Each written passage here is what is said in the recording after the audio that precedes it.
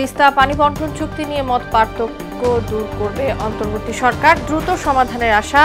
সীমান্তে হত্যাকাণ্ডের নিন্দা ডক্টর ইউনূসের। বিচার না হওয়া পর্যন্ত আওয়ামী লীগের রাজনীতি নিষিদ্ধের দাবি, জাতিসংঘের মাধ্যমে গণহত্যার পূর্ণ তদন্ত চায় দেশের সাধারণ মানুষ। বন্যা পরিস্থিতির উন্নতি হলেও নিম্নাঞ্চলে চরম দুর্ভোগে লাখো মানুষ। চলছে ত্রাণ তৎপরতা, দুর্গতদের পুনর্বাসনে কাজ করবে বিএনপি। এবং মিল মালিক সিন্ডিকেটে ফের লাগামহীন চালের বাজার, বেড়েছে ডিম মুরগির দাম, মধ্যস্বত্বভোগীদের দৌরাত্ম্য বন্ধে সরকারের পদক্ষেপ দাবি।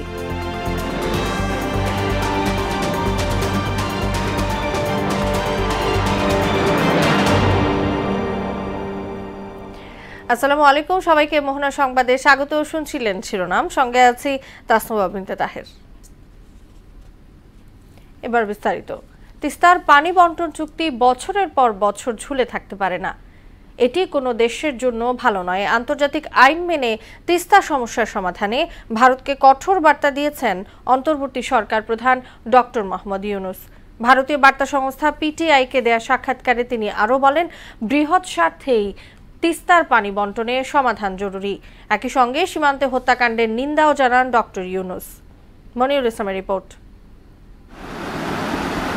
বাংলাদেশের যৌথ নদী কমিশন বলছে, দেশে ছোট বড় 405 প্রবাহমান নদী রয়েছে। নদীগুলোর মধ্যে 57টি আন্তঃসীমান্ত, যার মধ্যে 54টি বাংলাদেশ ভারতের অভিন্ন নদী। তাই নদী আর পানি নিয়ে বাংলাদেশের সম্পর্ক ভৌগোলিক, কিন্তু এত বছরেও ভাটির দেশ হিসেবে বাংলাদেশ পায়নি পানির ন্যায্য হিস্সা। এমন পরিস্থিতিতে তিস্তা চুক্তি আলোর মুখ দেখলেও শেখ হাসিনা সরকারের পতনে সে আশাই গুড়ে বালি। সাম্প্রতিক বন্যা পরিস্থিতিতে দেশের মানুষ ভারতকে দায়ী করলে নতুন করে সামনে আসে তিস্তা চুক্তি। তিস্তা নিয়ে ভারতীয় সংবাদ সংস্থা পিটিআইকে একটি সাক্ষাৎকার দেন অন্তর্বর্তী সরকার প্রধান ডক্টর ইউনূস। সেখানে তিস্তার পানি বন্টন সমস্যার সমাধানে কঠোর বার্তা দেন তিনি। বলেন, চাপ নয়, দুদেশের স্বার্থেই সমঝোতার ভিত্তিতেই সমাধান জরুরি। নদী অববাহিকার উঁচু নিচু অঞ্চলে পানি ভাগাভাগি সংক্রান্ত আন্তর্জাতিক নীতি উভয় দেশকেই মেনে চলার তাগিদ দেন ডক্টর ইউনূস। সাম্প্রতিক বন্যা পরিস্থিতি নিয়ে তিনি বলেন, চুক্তি স্বাক্ষর না হওয়া পর্যন্ত এই সংকট মোকাবিলায় মানবিক পন্থা অবলম্বন করতে হবে। এদিকে বিএসএফের গুলিতে সীমান্তে হত্যার নিন্দা জানিয়ে সরকার প্রধান বলেন, সীমান্ত সমস্যা মোকাবিলায় হত্যাকাণ্ড সমাধান নয়। মনিরুল ইসলাম, মোহনা সংবাদ, ঢাকা। হিটলারের নাৎসি বাহিনী ও মুসলিনের ফেসিবাদের মতো আওয়ামী লীগের রাজনীতি নিষিদ্ধের দাবি জানিয়েছেন সর্বস্তরের মানুষ। গণহত্যার বিচার শেষ না হওয়া পর্যন্ত আওয়ামী লীগের কার্যক্রম বন্ধে উপদেষ্টা পরিষদের সিদ্ধান্তকে স্বাগত জানিয়ে জাতিসংঘের মাধ্যমে গণহত্যার পরিপূর্ণ তদন্ত চান তারা। আরও জানাচ্ছেন রেজা খান। 5 আগস্ট স্বৈরাচার আওয়ামী লীগ সরকার পতনের মাসপূর্তিতে উপদেষ্টা পরিষদের সভা অনুষ্ঠিত হয়। এতে সিদ্ধান্ত হয়, গণহত্যার বিচার শেষ না হওয়া পর্যন্ত রাজনৈতিক দল হিসেবে আওয়ামী লীগ কোনো প্রকার দলীয় কার্যক্রম চালাতে পারবে না। এমন দেশটি কোথাও খুঁজে পাবে না কো তুমি। অন্তর্বর্তী সরকারের এই সিদ্ধান্তকে স্বাগত জানিয়ে অনির্দিষ্টকালের জন্য আওয়ামী লীগের রাজনীতি নিষিদ্ধের দাবি জানান তরুণ প্রজন্মের প্রতিনিধিরা। অনির্দিষ্টকালীনের জন্য নিষিদ্ধ করা উচিত। যে গণহত্যাটা হয়েছে সেটা আসলে একটা সুষ্ঠু বিচার হওয়া উচিত। গভর্নমেন্টের নির্দেশেই তো হয়েছে, তো সেই সরকার ক্ষমতায় আবার কি করে আসে? যে বিচার আছে সেটা সুষ্ঠুভাবে তাদের বিচারটা করা হোক, এবং পরবর্তীতে তারা যদি নির্বাচনে অংশগ্রহণ করতে চায়, নাগরিক হিসেবে বলছি তারা অবশ্যই করতে পারে। জাতিসংঘের মাধ্যমে গণহত্যার পরিপূর্ণ তদন্ত শেষ না করে বিচারের আগে আওয়ামী লীগকে পুনর্বাসন করা ঠিক হবে না বলেও মনে করেন সচেতন মহল। জাতিসংঘের মাধ্যমে তদন্ত করে সুষ্ঠু বিচার যাতে হয় সেটা আমরা চাই। যারা গণহত্যার সঙ্গে জড়িত তারা এই দেশের রাজনীতি করার অধিকার তো অবশ্যই রাখেন না। এদেরকে অবশ্যই ডেকে না, অবশ্যই বিচারের আওতায় আনা উচিত। দলটির পরিণতি জার্মানির হিটলার ও মুসোলিনির মতো হওয়া উচিত বলেও মনে করেন তারা। হিটলারের নাৎসি বাহিনী, মুসোলিনির ফ্যাসিজম যেভাবে বন্ধ করে দেওয়া হয়েছে, সেইভাবে এই আওয়ামী লীগকে বাংলাদেশ থেকে বন্ধ করে দেওয়া হবে। যারা জড়িত ছিল তারাই যদি আবার রাজনীতি করে সেটা তো ঠিক হবে না। গণহত্যাকারী দল বা গণহত্যাকারী জনগোষ্ঠীকে প্রত্যাখ্যান করা দরকার। তবে বিচার শেষে নতুন নেতৃত্বের মাধ্যমে আওয়ামী লীগ রাজনীতিতে ফিরতে পারবে বলেও মনে করেন সবাই। নতুন দল, নতুন মানুষ নিয়ে আসতে হবে। রেজা খান, মোহনা সংবাদ, ঢাকা। বন্যার পানি কমতে শুরু করলেও পানিবন্দী এলাকায় খাদ্য ও বিশুদ্ধ পানির চরম সংকট দেখা দিয়েছে। বন্যা পরবর্তী খাদ্য সংকটের পাশাপাশি প্রাদুর্ভাব বেড়েছে পানিবাহিত রোগবালাইয়ের। সবচেয়ে বেশি ঝুঁকিতে নারী, শিশু ও বৃদ্ধরা। বন্যা কবলিত এলাকাগুলোতে বাড়ি ঘরের পাশাপাশি বেশি ক্ষতি হয়েছে কৃষি খাতের। বিস্তারিত জানাচ্ছেন আফরিন পপি। লক্ষ্মীপুরে পানি কমতে শুরু করলেও ৫ উপজেলায় এখনো পানিবন্দী লক্ষাধিক মানুষ। বিশুদ্ধ পানি, খাবার ও বাসস্থান সংকটে চরম দুর্ভোগে দিন কাটাচ্ছেন বন্যার্তরা। ফেনীতে নিম্নাঞ্চল ও নদী তীরবর্তী এলাকার পানি কমার সঙ্গে সঙ্গে স্পষ্ট হয়ে উঠেছে ক্ষতচিহ্ন। বন্যায় ৫০০ কিলোমিটার সড়কের ক্ষতি হয়েছে। এতে জেলার ৬ উপজেলায় কৃষি, মৎস্য ও প্রাণী সম্পদ খাতেও ব্যাপক ক্ষতি হয়েছে। আমাদের এই গ্রামের রাস্তাগুলা সংস্কার না করলে গ্রামের মানুষের জীবনযাত্রা চরমভাবে ব্যাহত হবে। বাঁধগুলো কিন্তু এখন এই মুহূর্তে উন্মুক্ত সম্পূর্ণভাবে। এখন এই বাঁধগুলো যদি দ্রুত সংস্কার করে টেকসই বাঁধ না দেওয়া হয়, আমরা বারবার এফেক্টেড হবে। যারা বেশি ক্ষতিগ্রস্ত হয়েছে, যাদের ব্যবসা বাণিজ্য এবং কি যাদের ঘরবাড়ি পড়ে গিয়েছে, সেক্ষেত্রে যদি পুনর্বাসনের ব্যবস্থা করা হয়, তাহলে যেন তাদেরকে আর্থিক সহায়তা দেওয়া যায়, যেন তারা তাড়াতাড়ি আবার স্বাভাবিক জীবনে ফিরে আসতে পারে। নোয়াখালীর ৮ উপজেলায় বন্যা পরিস্থিতির ধীরে ধীরে উন্নতি হচ্ছে। উঁচু এলাকা থেকে পানি নামতে শুরু করলেও নিচু এলাকার কয়েক লাখ মানুষ এখনো পানিবন্দী। জেলায় প্রতিদিন বাড়ছে ডায়রিয়া ও সাপে কাটা রোগীর সংখ্যা।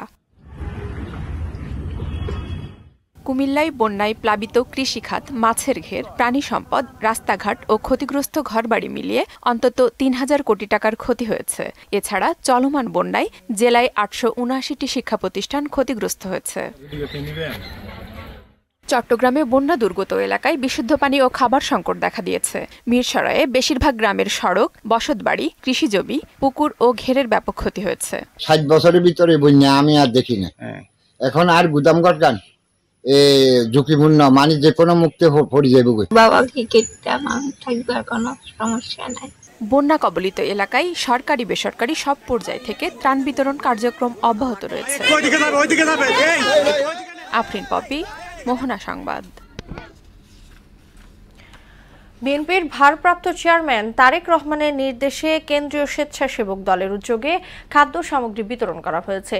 সকালে ফেনীর ছাগলনাইয়ার গোপাল ইউনিয়নের নতুন মুহুরীগঞ্জ বাজারে বন্যায় ক্ষতিগ্রস্তদের মাঝে খাদ্য সামগ্রী বিতরণ করেন বিএনপির স্থায়ী কমিটির সদস্য ডাক্তার AZM জাহিদ হোসেন। বন্যার্তদের মাঝে খাদ্য সামগ্রী বিতরণ করা ছাড়াও পরবর্তীতে ক্ষতিগ্রস্তদের বাড়িঘর মেরামতের জন্য আর্থিকভাবে সহযোগিতা করা হবে বলেও জানান তিনি। এ সময় ফেনী ১ সংসদীয় আসনের বিএনপি সাংগঠনিক সমন্বয়ক ও ঢাকা মহানগর দক্ষিণ বিএনপির আহ্বায়ক রফিকুল আলম মজনু, স্বেচ্ছাসেবক দলের সভাপতি SM জিলানী ও সাধারণ সম্পাদক রাজীব আহসান উপস্থিত ছিলেন।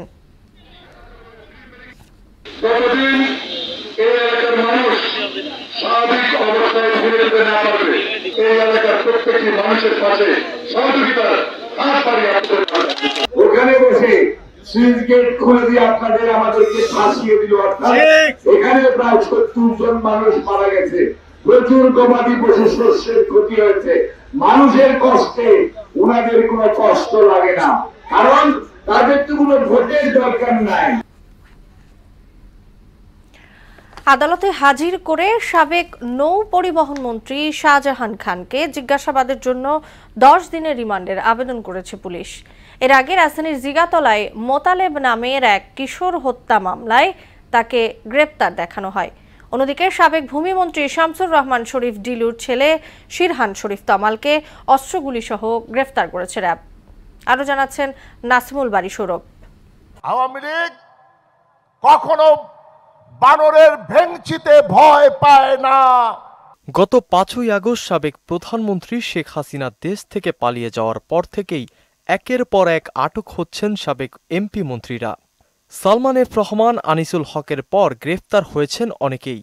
সবশেষ গ্রেপ্তার করা হয়েছে সাবেক নৌ পরিবহন মন্ত্রী শাহজাহান খানকে। রাজধানীর ধানমন্ডি থেকে তাকে গ্রেফতার করে আইন শৃঙ্খলা বাহিনী। ধানমন্ডি মডেল থানার ওসি মোহাম্মদ আনোয়ার হোসেন জানান, বৃহস্পতিবার জিগাতলা বাস স্ট্যান্ড এলাকায় মোতালিব নামের এক কিশোর গুলিবিদ্ধ হয়ে মারা গেছে। 27 আগস্ট তার বাবা আব্দুল মতিন বাদী হয়ে ধানমন্ডি থানায় হত্যা মামলা করেন। প্রধান আসামি সাবেক প্রধানমন্ত্রী শেখ হাসিনা ছাড়াও সাবেক স্বরাষ্ট্রমন্ত্রী আসাদুজ্জামান খান কামাল, সড়ক ও সেতুমন্ত্রী ওবায়দুল কাদের এবং শাহজাহান খান সহ 176 জনের নাম উল্লেখ করা হয় এজাহারে। ওই মামলায় গ্রেফতার দেখিয়ে শাহজাহান খানকে জিজ্ঞাসাবাদের জন্য 10 দিনের রিমান্ড আবেদন করা হয়। এদিকে সাবেক ভূমিমন্ত্রী শামসুর রহমান শরীফ ঢিলুর ছেলে সিরহান শরীফ তমালকে অস্ত্র গুলিসহ গ্রেফতার করেছে র্যাব। শিক্ষার্থীদের ওপর হামলার ঘটনায় দায়ের করা মামলায় পলাতক ছিলেন তিনি। গ্রেফতারের সময় তার কাছ থেকে একটি বিদেশি পিস্তল, একটি ম্যাগাজিন, 4 রাউন্ড গুলি, 10 পিস ইয়াবা ও একটি প্রাইভেট কার জব্দ করা হয়। নাসিমুল বারী, সৌরভ, মোহনা সংবাদ। মিল মালিক সিন্ডিকেটে ফের লাগামহীন চালের বাজার। বৃষ্টি বন্যায় সরবরাহ সংকটের অজুহাতে বেড়েছে ব্রয়লার মুরগি ও ডিমের দাম।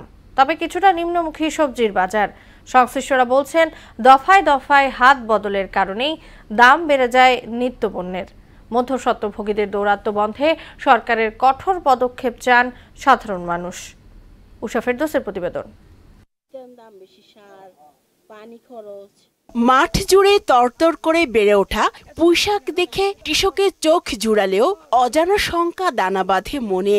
উৎপাদিত পণ্যের ন্যায্য দাম কখনো মেলে না। কৃষক পর্যায়ে আটি প্রতি লাল শাক 7 টাকা, মূলা শাক 8, পুঁইশাক 15, কলমি শাক 6 এবং লাউ শাক 10 থেকে 15 টাকায় বিক্রি হয়। এ দৃশ্য সাফারের নামাগেন্ডা এলাকার। পুঁইশাক পাইকারি বর্তমান ধরেন ওই 12-15 এরকম চলে, আর কলমি শাক 6 টাকা 5 টাকা এরকম চলে, লাল শাক 7 টাকা 8 টাকা এই বাজার চলে এখন বর্তমান। মূলা শাক হলো 8 টাকা 10 টাকা 12 টাকা। পানি দিতেও খরচা, তার মেডিসিনের দাম, ওষুধ মেডিসিন সব কিছুর দাম বেশি, ডবল হয়ে গেছে। লাভের পরিমাণ কম আসে।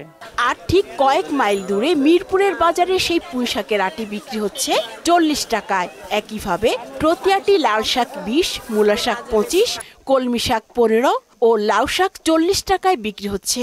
কলমি শাক 15 টাকা, মূলা শাক 20 টাকা, পুঁই শাক 40 টাকা। 6 টাকা দিয়েছে, আমি হয়তো ম্যাক্সিমাম 12 টাকায় কিনতে পারতাম অথবা 10 টাকায় কিনতে পারতাম, সেক্ষেত্রে সবাই উপকৃত হতো। বাজার মনিটরিং দরকার। মাছের বাজারেরও প্রায় একই চিত্র। চাষি বা জেলে পর্যায়ে যে দামে বিক্রি হয়, ক্রেতার কাছে পৌঁছে তা কয়েক গুণ বেড়ে যায়। নিচে আপনি 3-4 হাত বদল হয়। যে আনে মনে করেন এর কাছে আমি যদি 50 টাকা লাভ দেন, আবার আরেকজনের লাভ দিলে এর লেগে যে দাম বাড়ছে। মিডলম্যান যারা আছে, এই ধাপগুলো যদি 4টার জায়গায় 2টা কমাতে পারেন, দেন আমাদের কাছে আরেকটু সুবিধা হবে।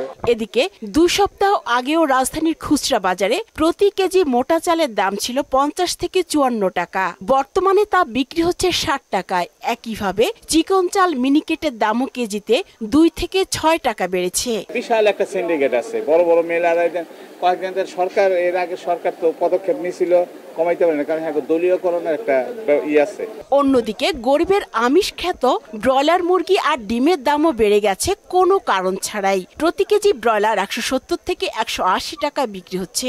গত সপ্তাহেও যা ছিল 160 টাকা। আর সপ্তাহের ব্যবধানে ডিমের দামও ডজন প্রতি বেড়েছে 10 টাকা। লাল ডিমের দামই বাড়ছে, সব ডিমে বাড়ছে আর কি। গত সপ্তাহে 150 টাকা 145 টাকা, সোনালী বার থেকে 40 টাকা। বাজার নিয়ন্ত্রণে কঠোর তদারকির বিকল্প নেই বলে মনে করেন ভোক্তারা। উষা ফেরদৌস, মোহনা সংবাদ, ঢাকা। আবারও কর্মচঞ্চল বরগুনার পাথরঘাটার মৎস্য অবতরণ কেন্দ্র। ব্যস্ততা বেড়েছে সাগর ফেরত জেলেদের। সাগর থেকে ঝাঁকে ঝাঁকে ধরা রূপালী ইলিশ ট্রলার ভর্তি করে ঘাটে ফিরছেন তারা। এতে উৎফুল্ল জেলে, শ্রমিক ও ব্যবসায়ীরা। তবে মাছ শিকারে 65 দিনের নিষেধাজ্ঞাটি না থাকলে দাম অনেকটা কমতো বলে মনে করেন তারা। পাথরঘাটা থেকে সুমন মোল্লার প্রতিবেদন, জানাচ্ছেন আফরিন পপি। মৌসুমের শুরুর দিকে তেমন মাছ না পেলেও 2 সেপ্টেম্বর থেকে সেই খরা কেটে গেছে। প্রতিটি ট্রলারে ইলিশ মাছ ধরা পড়েছে 25 থেকে 30 মণ। সরবরাহ বাড়ায় অনেকটা কমেছে দামও। এখন আকার ভেদে প্রতি মণ ইলিশ বিক্রি হচ্ছে 15 থেকে 60,000 টাকায়। তবে অভিযোগ রয়েছে 65 দিনের নিষেধাজ্ঞার কারণে অনেক ট্রলার মালিক ও জেলে নিঃস্ব হয়ে গেছেন। নিষেধাজ্ঞাটি তুলে নেওয়া হলে ইলিশ সহ সব সামুদ্রিক মাছের দাম কমে আসবে বলেও মনে করেন তারা। এখন তো মধ্যবিত্ত ফ্যামিলি খাইতে পারে, আগে তো পারতো না, কেননা ভারতের মাছটা না চলে না। বর্তমানে মাছ আছে প্রচুর, কিন্তু মাছ ধরে কি করব, মাছের দাম পাই না বর্তমানে। মাছ মোটামুটি যা আছে মানুষের ক্রয় ক্ষমতার মধ্যে ইনশাল্লাহ এখন খাইতে পারবো মানুষ। 65 দিনের অবরোধটার কারণে প্রচুর জাল্লিয়া যারা আছে তারা অনেক জাল্লিয়ারা ঘরে উঠে যাইতেছে। জেলেদের জালে ঝাঁকে ঝাঁকে ইলিশ মাছ ধরা পড়লেও একাধিক হাত বদল হয় ভোক্তাদের চড়া মূল্যেই কিনতে হচ্ছে বলে জানান এই কর্মকর্তা। নিষেধাজ্ঞার বিষয়েও ঊর্ধ্বতন কর্তৃপক্ষকে অবগত করা হয়েছে বলে জানান তিনি। ইলিশ মাছগুলো বিভিন্ন জনের হাত ঘুরে তারপরে ভোক্তার কাছে পৌঁছায়, তো এতগুলো হাত ঘুরে যাওয়ার ফলে সবাই কিন্তু লাভ করে। তো এইটার মাঝখানের যে মিডলম্যান, এটা যদি আমরা কমাতে পারি, জেলে এবং ভোক্তা এর মাঝখানে যত গ্যাপ কমাবো তত এই মাছের দামটা কমে যাবে। আমরা এটা আমাদের ঊর্ধ্বতন কর্তৃপক্ষের নিকটে আমরা পাঠাবো এবং তাদেরকে জানাবো, তারা যে সিদ্ধান্ত নেবে সেই অনুযায়ী ব্যবস্থা হবে। পাথরঘাটা বিএফডিসি মৎস্য অবতরণ কেন্দ্রে 1 সেপ্টেম্বর থেকে 4 সেপ্টেম্বর পর্যন্ত মাত্র 4 দিনে 190 মেট্রিক টন ইলিশ বিক্রি হয়েছে বলেও জানান তিনি। আফরিন পপি, মোহনা সংবাদ। নবম বেতন কমিশন গঠন সহ 5 দফা বাস্তবায়নের দাবি জানিয়েছে বাংলাদেশ সরকারি কর্মচারী সমন্বয় পরিষদ। সকালে জাতীয় প্রেস ক্লাবে 36তম প্রতিষ্ঠাবার্ষিকীর আলোচনা সভায় নবম বেতন কমিশন গঠন সহ সারা দেশের কর্মচারীদের পদবি, বেতন, বৈষম্য নিরসন সহ শতভাগ পেনশন ভাতা পুনর্বহালের দাবি জানান সংগঠনটির মহাসচিব নোমানুজ্জামান আল আজাদ। শ্রমিক নেতা শামসুর রহমান শিমুল বিশ্বাস, বাংলাদেশ সরকারি কর্মচারী সমন্বয় পরিষদের সাবেক সভাপতি মোয়াজ্জেম হোসেন, অতিরিক্ত মহাসচিব বদরুল আলম সবুজ সহ সংগঠনটির অন্য নেতারা উপস্থিত ছিলেন। বক্তারা এ সময় বৈষম্য বিরোধী গণ কর্মচারীদের পদবি, আর্থিক বৈষম্য নিরসনে অন্তর্বর্তীকালীন সরকারের হস্তক্ষেপ কামনা করেন। বন্যা বৃষ্টিতে জলাবদ্ধ হয়ে পড়েছে লক্ষ্মীপুরের রায়পুর পৌরসভার বিভিন্ন এলাকা। এখনো পানির নিচে বেশিরভাগ ঘরবাড়ি, রাস্তাঘাট, এতে চরম দুর্ভোগে পড়েছেন স্থানীয়রা। পৌর এলাকার পানি নিষ্কাশনে ড্রেনেজ ব্যবস্থা না থাকাতেই এই অবস্থা বলে জানান তারা। লক্ষ্মীপুর থেকে নাজিম উদ্দিন রিয়াদের প্রতিবেদন, জানাচ্ছেন শামী স্বর্ণা। টানা বৃষ্টিতে লক্ষ্মীপুরের রায়পুর পৌরসভার বিস্তীর্ণ এলাকায় সৃষ্টি হয়েছে তীব্র জলাবদ্ধতা। পানির নিচে তলিয়ে গেছে রাস্তাঘাট, ফসলি জমি ও মাছের ঘের। বাড়িঘর, ব্যবসা প্রতিষ্ঠানে পানি ওঠায় চরম বিপাকে পড়েছেন পৌরসভার কয়েক হাজার বাসিন্দা। স্থানীয়দের অভিযোগ, কাগজে কলমে পৌরসভাটি প্রথম শ্রেণীর হলেও তাতে নেই কোনো ড্রেনেজ ব্যবস্থা। বিষয়টি দায়িত্বরত মেয়রকে একাধিকবার অবহিত করার পরও গত 25 বছরেও কোনো সুরাহা পায়নি পৌরবাসী। কোনো ড্রেনেজ ব্যবস্থা না থাকার কারণে আমাদের ঘর বাড়িতে পানি উঠে যায় এবং কি আমাদের ব্যবসা বাণিজ্যে আসা যাওয়াতে ক্ষয়ক্ষতি হয়। স্কুল ছাত্রছাত্রীরা আসতে যেতে কষ্ট হয়, বাড়ি উঠানে পানি উঠে যায়। আমাদের এখানে পানির লাইন নিষ্কাশনের কোনো ব্যবস্থা নাই, যার কারণে আমাদের ফসলাদি সব নষ্ট হয়ে যায়, তরকারি সব নষ্ট হয়ে যায়। এজন্য আমরা প্রশাসনের কর্তৃপক্ষের কাছে আমরা এটা সঠিক সমাধান চাই। ভুক্তভোগীরা জানান, পৌরসভার 1, 3 ও 4 নম্বর ওয়ার্ড এলাকা ঘেঁষে ডাকাতিয়া নদী থাকায় বৃষ্টি হলেই নদীর পানি বেড়ে তলিয়ে যায় ফসলি জমি, ভেসে যায় ঘেরের মাছ। আমাদের ড্রেন না থাকার কারণে পানি না নামার জন্য আমাদের পানির অবস্থা, রাস্তাঘাট চুবি গেছে। পানি হইলে পানি তেরে আবার চলে যায়, চলে গেলে আবার আসে, আমাকে ক্ষতিগ্রস্ত হইতেছে। তারপরে আমরা একটা ড্রেনের ব্যবস্থা যদি করেন তো আমরা বাঁচতে পারি।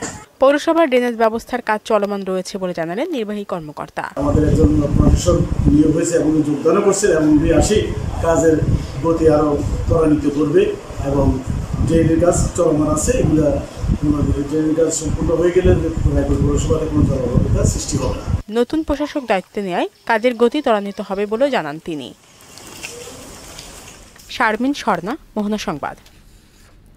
শেষ করব মোহনা সংবাদ, যাবার আগে নামগুলো জানিয়ে দিচ্ছি আরো একবার।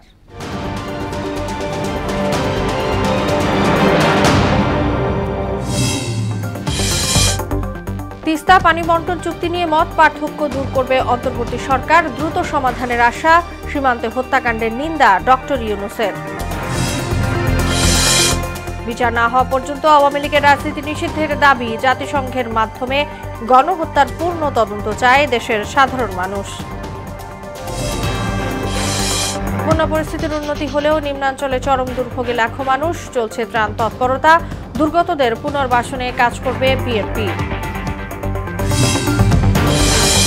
এবং মিল মালিক সিন্ডিকেটে ফের লাগামহীন চালের বাজার, বেড়েছে ডিম মুরগির দাম। মধ্যস্বত্বভোগীদের দৌরাত্ম্য বন্ধে সরকারের পদক্ষেপ দাবি।